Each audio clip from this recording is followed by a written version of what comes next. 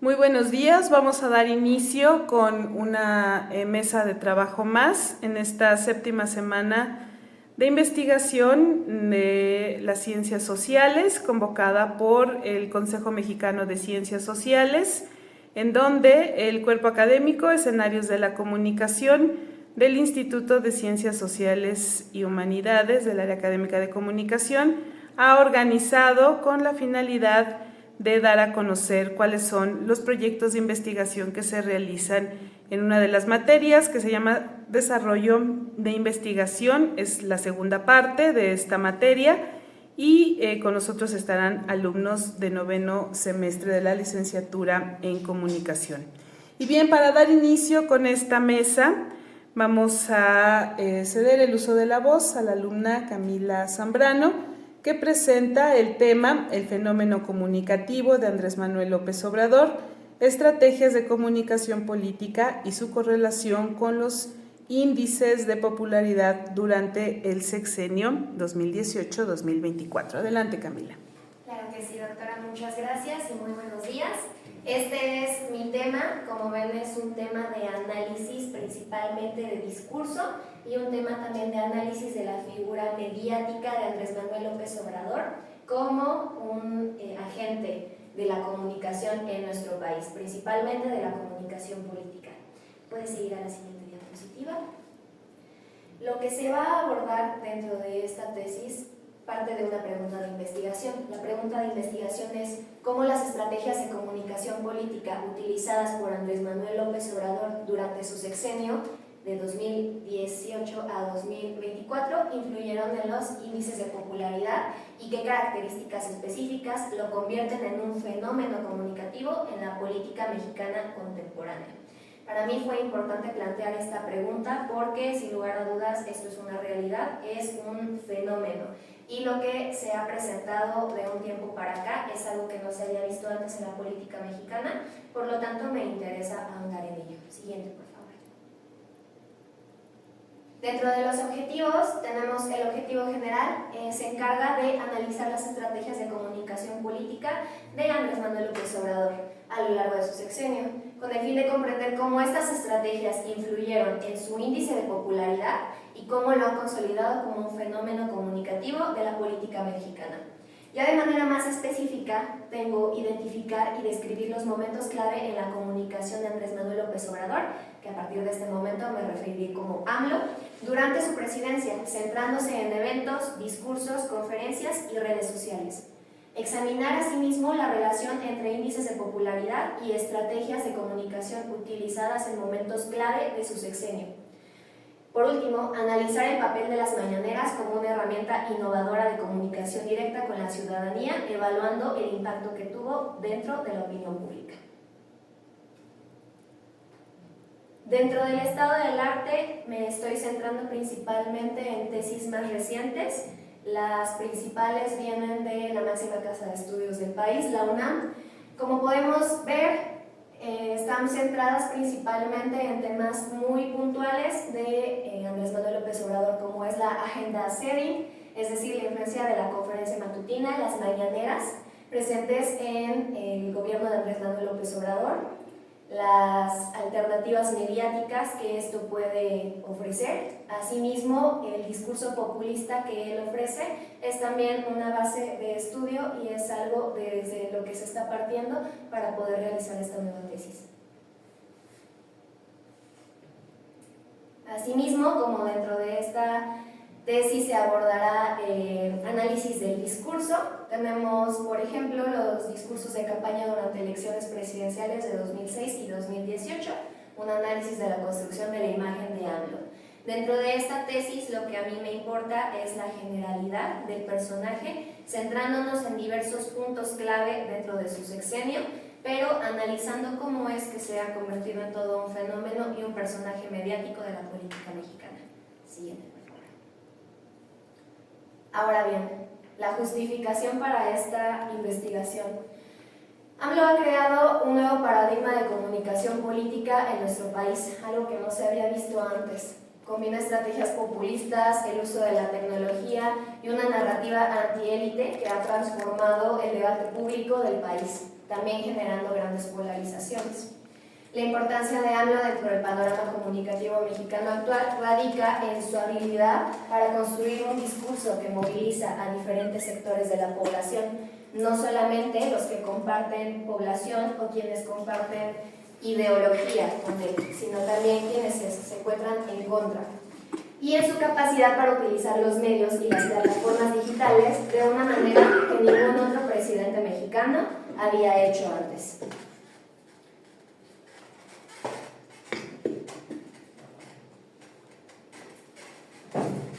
Su éxito no puede entenderse sin tomar en cuenta su dominio de las herramientas comunicativas y su capacidad para lograr construir un discurso efectivo que apela al emocionalismo, a las emociones de los mexicanos, tanto a ello como a las aspiraciones de justicia que constantemente son temas recurrentes, son temas que surgen de los grupos más bajos del país, pero al mismo tiempo con mayor representación a nivel numérico.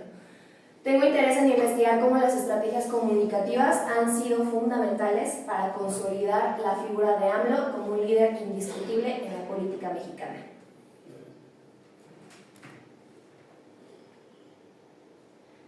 Gracias. Esta es la propuesta de índice que tengo para esta investigación. El primer capítulo estaría constituido por la introducción, el contexto y la justificación, el planteamiento del problema, la pregunta de investigación, los objetivos de la investigación, que prácticamente sería desglosar un poco más lo que acabo de presentarles. En segundo lugar tenemos el marco teórico. Dentro del marco teórico entran todas, vale la redundancia, las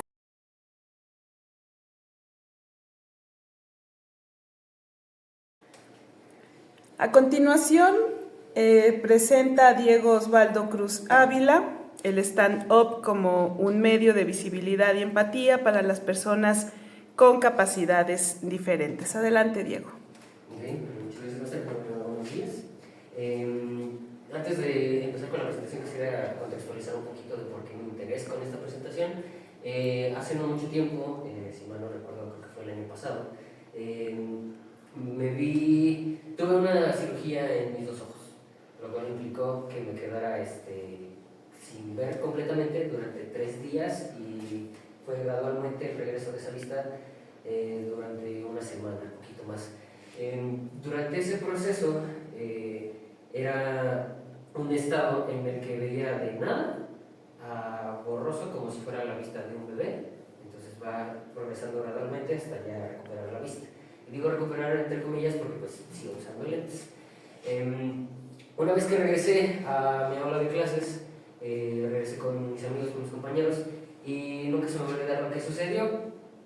La primera cosa fue que pues sí me recibieron con mucho gusto, habrá sido, ¿no? Y la segunda fue que hicieron burla de lo que me había pasado. O sea, fueron muchas formas de hacer gracia respecto a mis ojos, respecto a los lentes también. Y lo que más me llamó la atención fue que me reí. No sentí ninguna culpa, no sentí ningún dolor, me reí. Y eso me llevó a retomarlo, otra pequeña anécdota junto con mis hermanos, que yo mientras estaba comiendo, en ese momento en el que no veía nada, yo tenía el plato aquí enfrente, lo tenía sujetado así y con una cuchara. Y yo nada más me encargaba como de atinar el poder comer.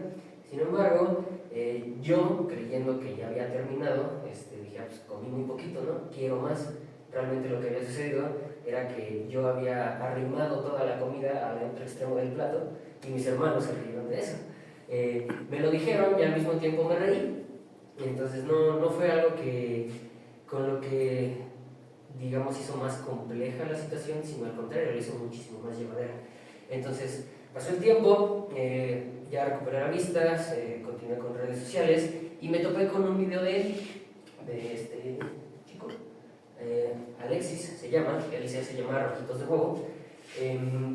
Era un pequeño fragmento de uno de sus especiales de comedia en el cual se reía de sí mismo, pues básicamente de su estado, que es ceguera completamente. Bueno, no completa, creo que sí puede abrir los ojos y ve, ¿cómo te dirías? Como que en un pozo, como niebla. Entonces distingue cuando una persona está delante de él, pero al fin y al cabo pues no distingue como que las facciones. Entonces, una vez viéndolo, me dio mucha risa y quise saber más, porque pues de lo que él se reía, yo me di cuenta que era una pequeña parte de lo que yo sentí, y todo lo que él contaba a lo largo de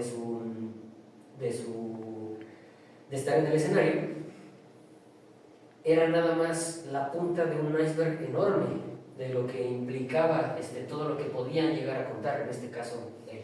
Entonces, así me gustaría empezarlo. La investigación se llama El stand-up como un medio de visibilidad y empatía para las personas con capacidades diferentes. La siguiente, por favor. Empezaré con el resumen. Es una pequeña cita de otro comediante mexicano, Quique Vázquez. Él tiene parálisis cerebral. Él es básicamente un activista que actualmente es muy activo al momento de hablar sobre discapacidad y sobre todo de comedia. Su cita dice lo siguiente: me gustaría que entendieran que es una forma de vivir, nada más, una forma más de vivir, que no tenemos por qué resaltar o no en cómo funciona el cuerpo de nosotros o cómo funciona la mente de nosotros, sino más bien mi punto de vista importa tanto como el tuyo. Quiero destacar aquí la última parte que dice: mi punto de vista importa tanto como el tuyo. Eso es una de las, cuando lo escuché, porque ese fue un pequeño fragmento de una entrevista que le hicieron, creo que es algo que no tomamos mucho en cuenta al momento de hablar de este tipo de temas, que nos atrevemos a asumirnos como protagonistas en lugar de darles el foco a quien realmente está en esa situación, que son ellos. O sea, realmente la única persona que sabe lo que es estar ciego es una persona ciega, la única persona que sabe que es estar parapléjico, es una persona parapléjica. Entonces, no podemos asumirnos como protagonistas y entender que realmente conocemos lo que es estar en esa situación. La siguiente, por favor. Como pregunta de investigación, ¿de qué manera el stand con temática de personas con capacidades diferentes puede significar un medio de visibilización, afectación o contribución al tratamiento de dicho sector social? Y aquí retomo un poquito lo que se mencionó en el resumen. Es darles una voz. Ellos encontraron este lugar en el cual pueden expresar completamente lo que es su día a día, y sobre todo sin tapujos, sin censura, más que nada, y creo que más importante, sin lástima. El siguiente, por favor.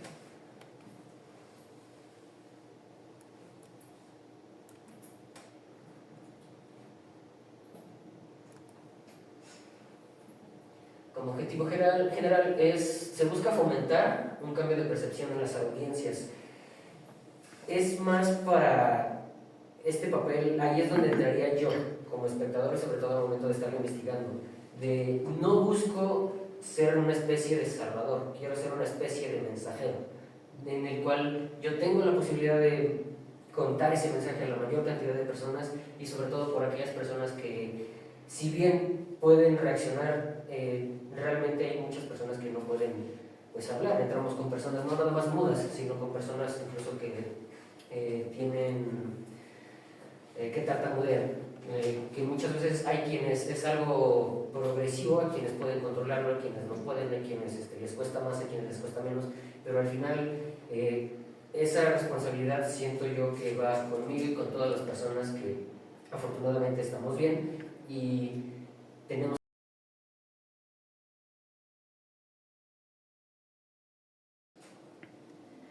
Bien, continuamos con esta mesa de trabajo respecto a temas de multiculturalidad y medios de comunicación.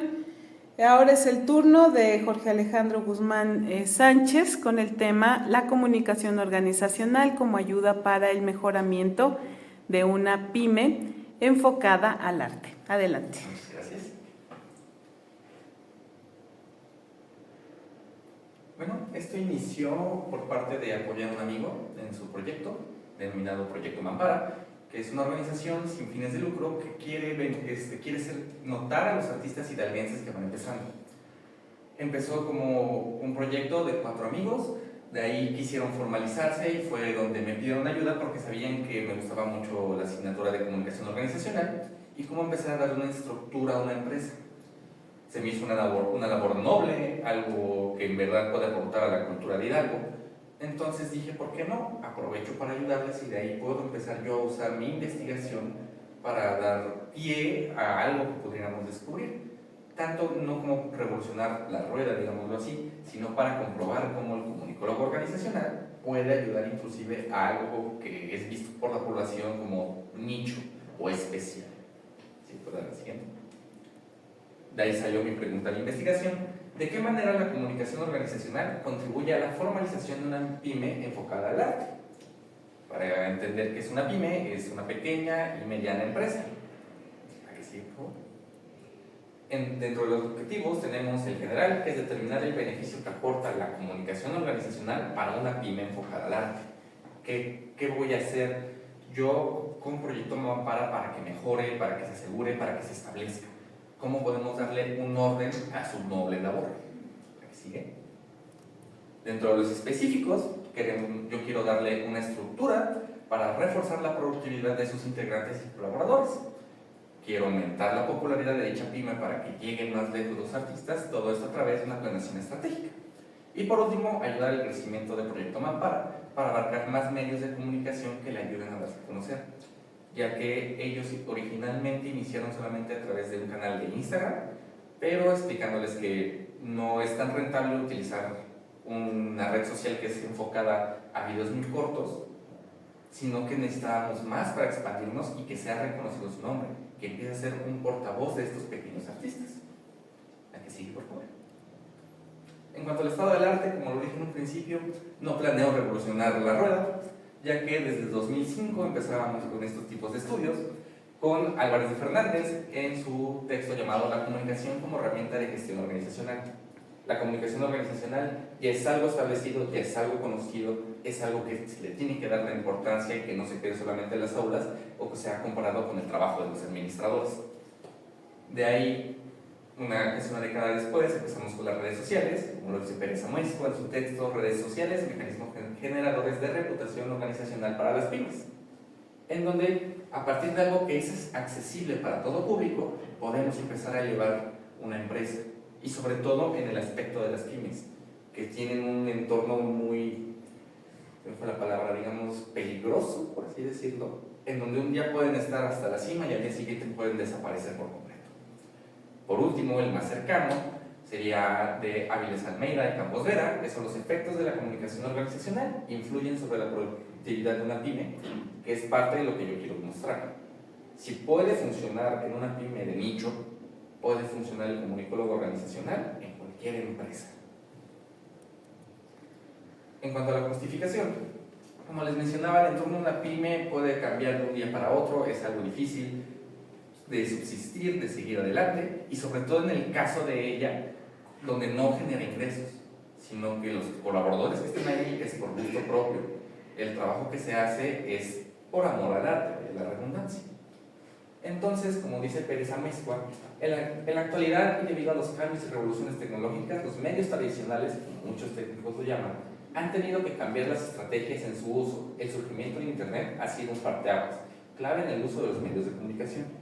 A partir de esto, como les dije, las redes sociales son accesibles para todos, cualquiera lo puede tener a la mano, ya no tenemos que depender de un tercero para darnos a conocer, sino que podemos darle visibilidad a la pyme desde cero, desde un buen departamento de comunicación organizacional que gestione las situaciones tanto dentro de la empresa como fuera de.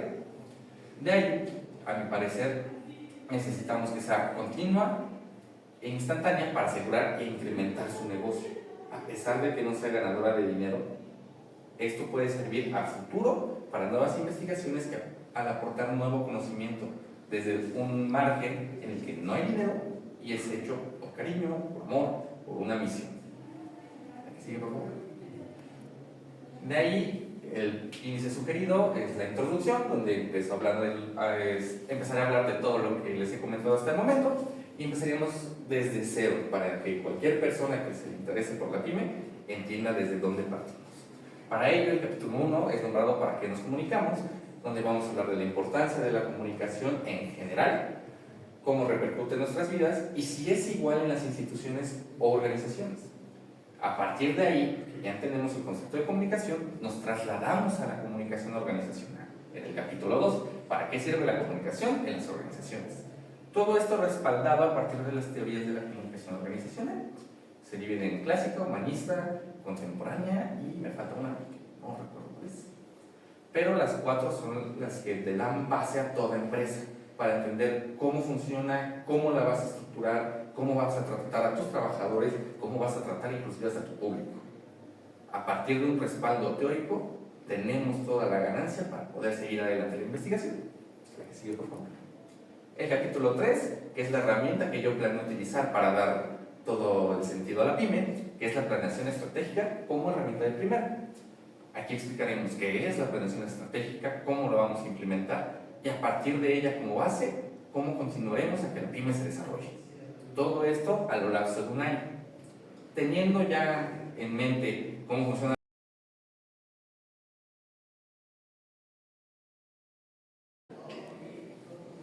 Bien, vamos a dar seguimiento con nuestra mesa de trabajo. Ahora es el turno de Osvaldo Javier Castellán Hernández. Él presenta análisis del papel de los medios de comunicación en el caso de la cancelación de Platanito, caso de la guardería ABC y de Bani Escobar. Adelante. Muchas gracias, de antemano buenos días. Como ya se presentó el tema, es acerca de los medios de comunicación y qué papel juegan en la implementación de ideologías ante la sociedad. Esto nace de una incógnita que me realicé hace tiempo de por qué se castiga al que hace el chiste y no a los involucrados. Y por qué todo depende pues, del ojo crítico al que respectivamente lo vea. ¿A qué me refiero?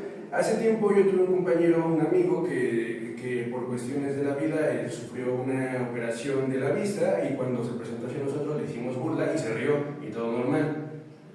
Tiempo después, no mucho más de una semana, bajo otro contexto, con otro círculo totalmente ajeno al que tenía en ese momento, hice una broma un tanto subida de tono, si lo queremos ver así, pero del mismo nivel que las que hicimos con mi compañero y se estaba riendo, pero ahí fue tomado como una ofensa e incluso fue indignante para algunos porque pues no compartían el mismo sentido del humor.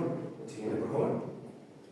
Ante esto, pues, haciendo un poquito de investigación y yendo un poco más al fondo, nos damos cuenta, bueno, me doy cuenta que muchas veces es debido a las cancelaciones a cortinas de humo que los mismos medios implementan para poder tapar otras cuestiones en el ámbito a veces gubernamental, a veces social, dependiendo de la situación. Se pretende entender el papel que tienen los medios de comunicación ante la opinión pública y cómo ha ido evolucionando con el paso del tiempo, además de cuáles son las herramientas a utilizar para poder generar ese cambio de ideología y principalmente lo que se me hace más curioso es cómo fue que se fue implementando poco a poco la indignación, siendo que antes se tenía un concepto de México como país, como una zona donde la sociedad se podía reír de la tragedia y no pasaba nada, y cómo fue cambiando hacia una sociedad donde castiga lo moralmente incorrecto, siendo que muchas veces son partícipes inconscientemente de dichas acciones castigadas. Siguiente, por favor. La pregunta de investigación es de qué manera se ha transformado la televisión y la red social X y cómo influyen a la cultura de la cancelación para corregir actitudes consideradas moralmente incorrectas. Nos vamos a basar nada más en estos dos medios, principalmente porque fueron los primeros que se ocuparon para la cultura de la cancelación, los que vieron su inicio, y me voy a basar en el comediante payaso Platanito, debido a que él fue de los primeros, sino que el primer caso de cancelación en México en el año 2012, tras filtrarse una pequeña parte de su show, donde se hace mención, hace mofa de una tragedia ocurrida en el 2009 con una guardería pues donde perecieron varios infantes. Esto, pasaron los años, también lo cancelaron muy fuerte, fue principalmente en la televisión y en el antes Twitter, ahora X, y posteriormente en el 2022 vuelve a ser, pues vuelve a aparecer ante el ojo crítico por un comentario que hizo hacia el caso de Bani Escobar en el 2022, donde también misma situación, se filtra un pedazo de su video, de su rutina, donde hace mención y hace burla de la tragedia ocurrida en ese año, que pues también fue un corto periodo de tiempo. La siguiente, por favor.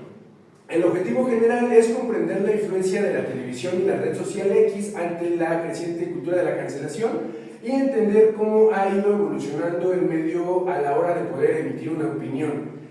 Tomando como partido pues el caso de Platanito, principalmente también porque si nos damos un poco de retrospectiva, últimamente ya los famosos no son como eran en otros tiempos, años atrás. Antes teníamos a un Luis Miguel, por ejemplo, que pues se decidía con quién sí, con quién no brindar entrevistas, y si quería presentarse ante el ojo público lo hacía, y si no, no había ningún problema. A la actualidad donde tenemos varios influencers que para poder mantenerse vigentes ante la popularidad tienen que presentarse pues básicamente día a día, subiendo historias o compartiendo pequeños fragmentos de su vida, y esto puede prestarse a tener una cancelación debido a un comentario desatinado que posiblemente para algunos no fue del agrado, provocando la cancelación. Siguiente, por favor. Como objetivos específicos tenemos entender el papel de la televisión y la red social X en los casos de cancelación y comprender la evolución y las nuevas maneras en las que el ser humano conecta con personas que antes se pensaba casi imposible de hacer, mencionando lo mismo, que ya esa brecha donde las personas no podían ir más allá para poder conocer a sus ídolos, se fue acortando cada vez a tener más convivencias, a tener más cercanía y por lo mismo a poder enjuiciarlos hacia lo que quisieran que realmente fueran, dejando de lado pues el factor humano, el factor de también son personas, también no tienen los conocimientos, no tienen toda la verdad absoluta para poder emitir una opinión que les caiga bien a todo el mundo. También, ¿por qué se eligió a Platanito? En este caso fue porque también se me hace muy curioso que dentro de los videos, solo escuchando, dejando de lado el comentario y escuchando el trasfondo, la gente se ríe, en lugar de criticarlo, abuchearlo.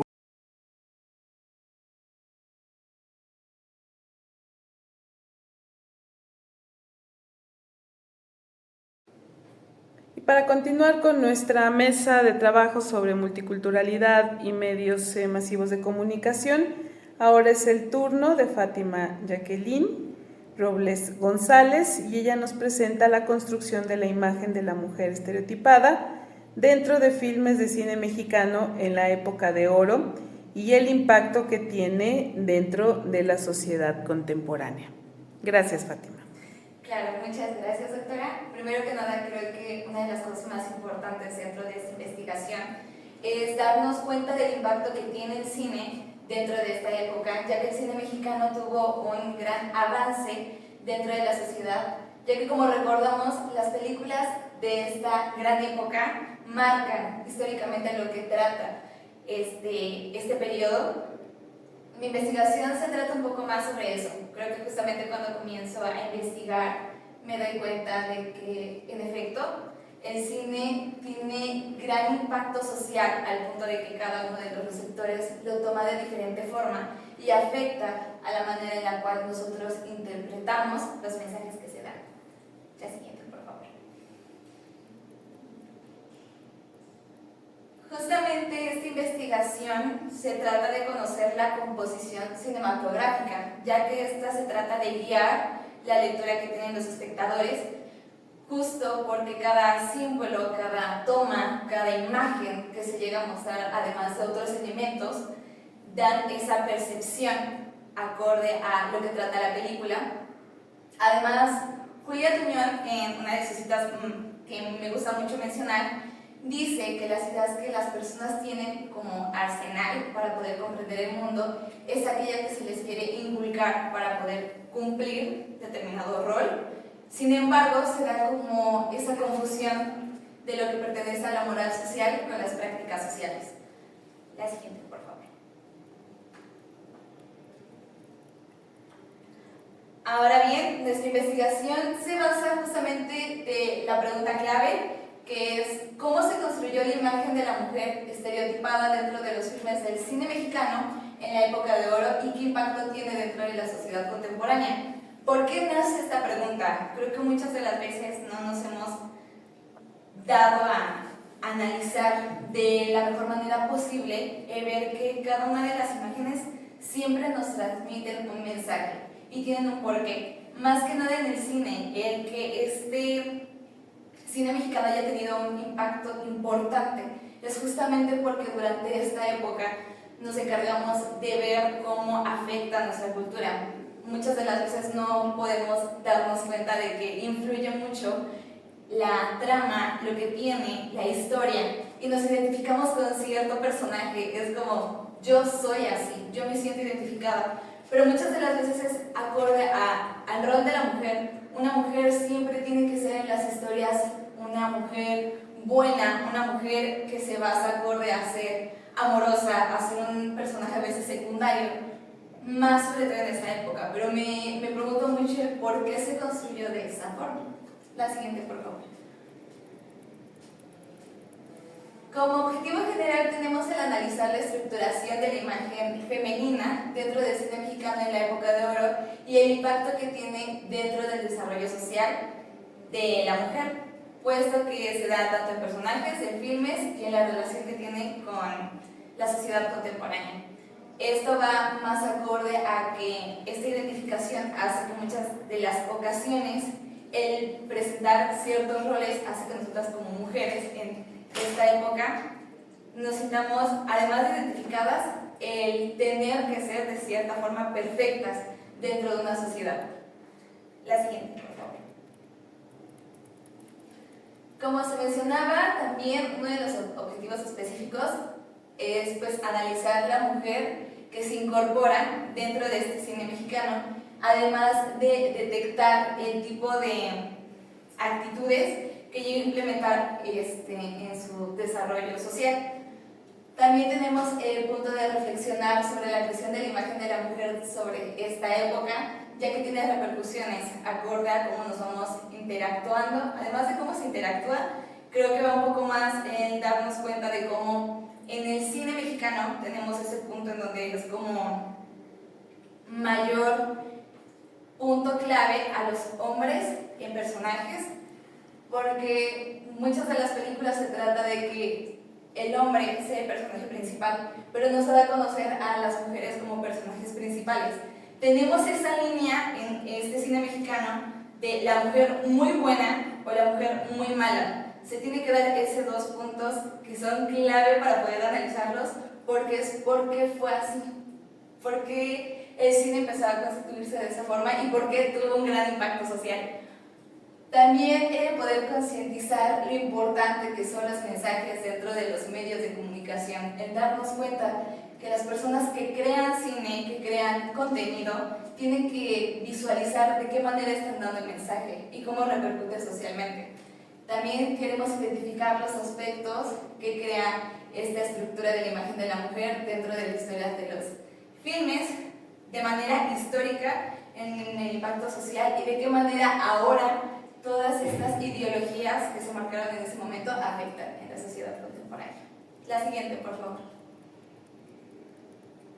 El estado del arte me baso en 5 autoras que para mí son muy importantes, ya que hablan justamente de cómo la época del cine mexicano tuvo gran impacto, pero investigando un poco más a fondo, cuando se da un análisis sobre la época del cine mexicano, regularmente las personas que llegan a hablar de cine mexicano son hombres.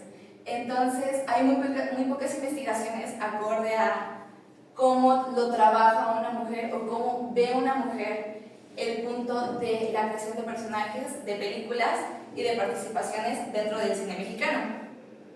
Empecé sobre todo con la época del cine mexicano y la colonización dentro de ella, de Juan Pablo Escobar. Después, sobre la importancia en el desarrollo de personajes y de la teoría feminista dentro de las películas. También la representación de la mujer y del ámbito femenino dentro del cine en español. y así sucesivamente.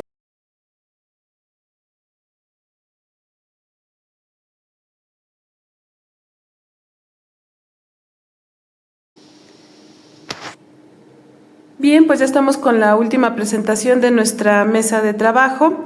A continuación, María José Ávila Cerecedo va a presentar el tema Los tatuajes como medio de expresión corporal artística. Muchas gracias, doctora. Buen día. ¿Pueden pasar a la siguiente, por favor? Ok, este estudio comienza desde la inquietud de conocer la intención comunicativa detrás de los tatuajes, fuera del estigma con el que se les ha estado relacionando desde sus inicios hasta incluso tiempos actuales.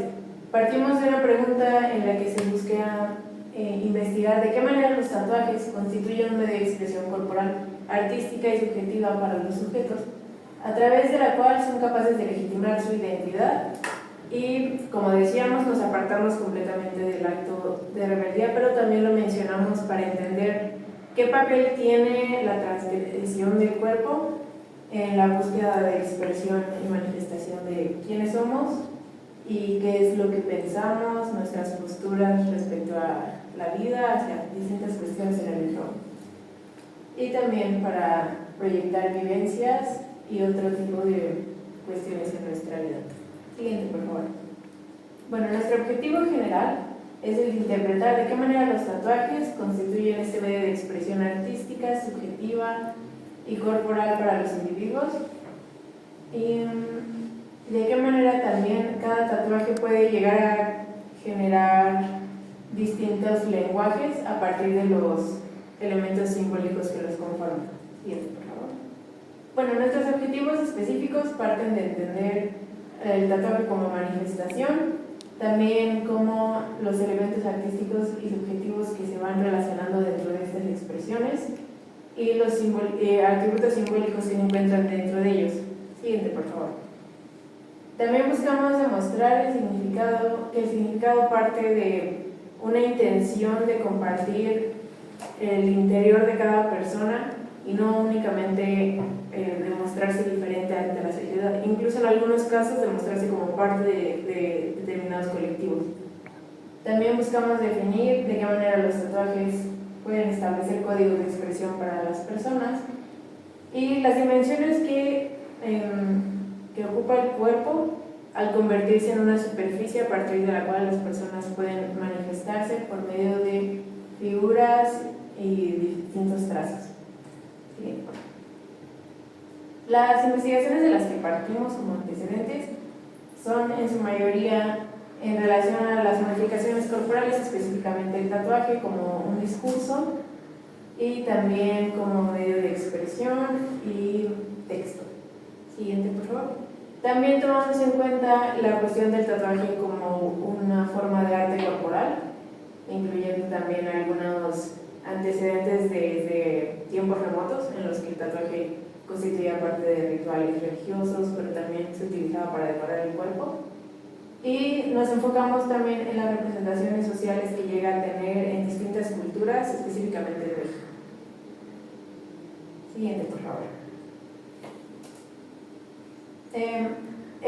La justificación para este proyecto es no únicamente enfocarnos en el tatuaje y cómo lo ven desde la sociedad, sino entender la sustancia que tienen los tatuajes a partir de ciertos atributos como son los colores, el estilo, la zona en la que se encuentra, porque se ha demostrado que los tatuajes no tienen el mismo significado si se encuentran en zonas visibles o en zonas ocultas.